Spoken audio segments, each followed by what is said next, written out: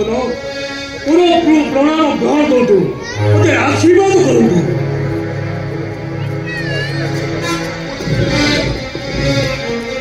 आशीर्वाद करुची सदा तब गाधना ए महिमंडले कुह बच किवा काजे आसीअछ आंभनी सदा सर्वदा मो मनକୁ आंदोलित କରୁଛି ଏ ଦେବତା ମାନଙ୍କ ମଧ୍ୟରୁ ସବୁଠାରୁ ବଳିଷ୍ଠ କିଏ? दशानन बुझीपारुछि मुई तोर मन କଥା ए जगत को जे भरण रक्षण करे जार उत्पत्ति विषय मते मध्य जना नहीं जार कृपारु ए जगतर सृष्टि प्रजापति ब्रह्मा जार नाभिकमल सृष्टि जार दयारु देवता मंडली जुग जुग धरी पूजा पाई आसुछंती जहा पाई यज्ञ होम तपदेव प्रभृति करा जाए से हेउछंती सेई निराकार निरंजन अव्यक्त पुरुष हई जे देवतांको छंदी दैत्य दानव राक्षस से हरि विनाश करती होते बोले एमानकर केउ गति हुए? दशानन जो माने देवता मान स्तरे मृत्युवरण करती से माने अक्षय स्वर्ग लाभ करी पुनर्बार महीने जन्म नियंती यार कारण पूर्व अर्जित कर्मफल जे चक्रधर जनार्दन तैलकपति हस्तरे मृत्युवरण करती से ठारे ही लीन हो जाती हरि क्रोध हूँ वरदान सदृश मुनिश्रेष्ठ आपन बुड़ रहस्य पड़ी मु मन मध्य चिंता करी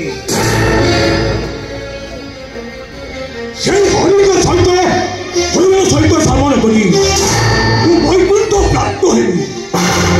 दशानन मते से हरि सहित साक्षात करने को हेले आउ किछि दिन समय लगिब तू से दिन को अपेक्षा कर मोजी तेरे आपण कहतु केउ लक्षण देखिले मु जानि पाइबी से हेउचंती परी?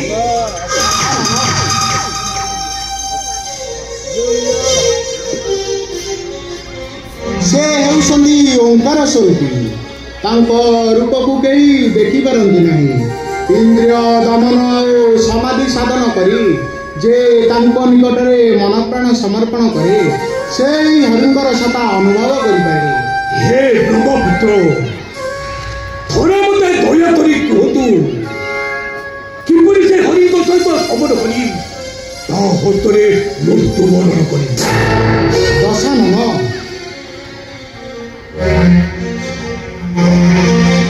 त्रेतया जुगरे देव आउ मनुष्य हित कामना इक्षाकु वंशर राजा दशरथ कोल राम नाम धारी एक पुत्र सन्तान जात हेबे पिता आज्ञारे भाई भाईजन को घेणी बुलिबे से दंडकादी अरण्य पत्नी महामाई लक्ष्मी पद्मालया पाशरे छाया रूप रही तो सेठारे साक्षात कर ठीक कथा कहते देव दानव और मानव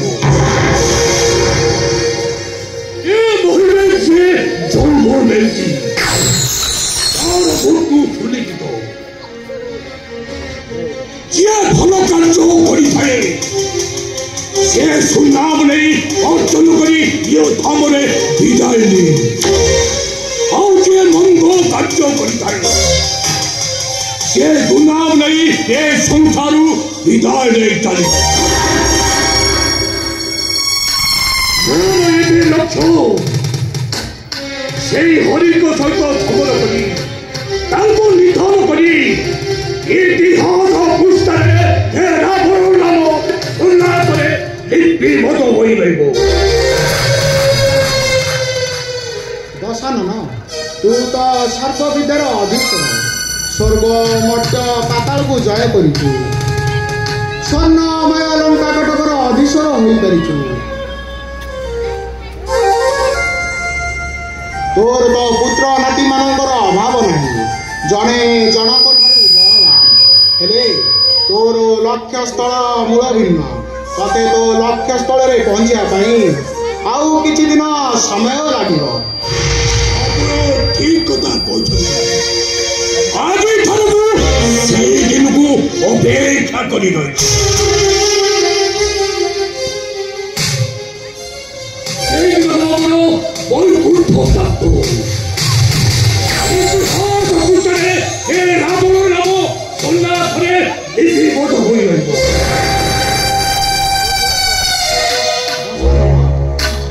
ସେ ଅବ୍ୟକ୍ତ ପୁରୁଷ ସବୁ କରନ୍ତି ଏବଂ କରାନ୍ତି ମଧ୍ୟ। ତେଣୁ ଶାସ୍ତ୍ର ପୁରାଣରେ ବର୍ଣ୍ଣିତ ଅଛି, କରି କରାଉ ଥାଏ ମୁହିଁ ମବିନୂନ ଗତି ନାହିଁ। ତେଣୁ ସବୁ ସେଇ ନିରାମୟଙ୍କ ଇଚ୍ଛା। ସେଇ ନିରାମୟଙ୍କ ଇଚ୍ଛା ହେଲେ ତୁ ତାଙ୍କ ସହିତ ସାକ୍ଷାତ ହୋଇପାରିବୁ। ସେଇ ନିରାମୟଙ୍କ ଯୋଉ ଇଚ୍ଛାରେ ସୂର୍ଯ୍ୟ ଚନ୍ଦ୍ର ଯାହା ପ୍ରଚଳ ହୁଅନ୍ତି, ସେଇ ନିରାମୟଙ୍କ ଇଚ୍ଛାରେ ପବନ ଅଗ୍ନି ଜଗତକୁ ପାଳନ କରୁଛନ୍ତି। ଆଉ ଯଦି ସେଇ ନିରାମୟଙ୍କ ଇଚ୍ଛା ହେବ ତୁ ତାଙ୍କ ସହିତ ସାକ୍ଷାତ ହୋଇପାରିବୁ। ଦଶାନନ, ତୁ ତାଙ୍କ ସହିତ ସାକ୍ଷାତ ହୋଇପାରିବୁ।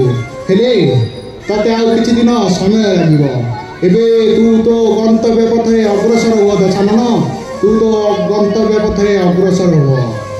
ମୋତେ ବିଦାୟ ଦିଅନ୍ତୁ ମୁନିଶ୍ରେଷ୍ଠ।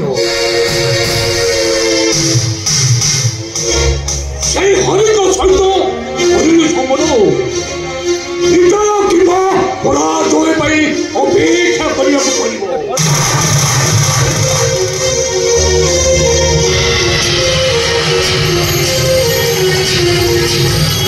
ତୁମର ଇଚ୍ଛା ପୂର୍ଣ୍ଣ ହେଉ ପ୍ରଭୁ, ତୁମର ଇଚ୍ଛା ପୂର୍ଣ୍ଣ ହେଉ, ତୁମର ଇଚ୍ଛା ପୂର୍ଣ୍ଣ ହେଉ।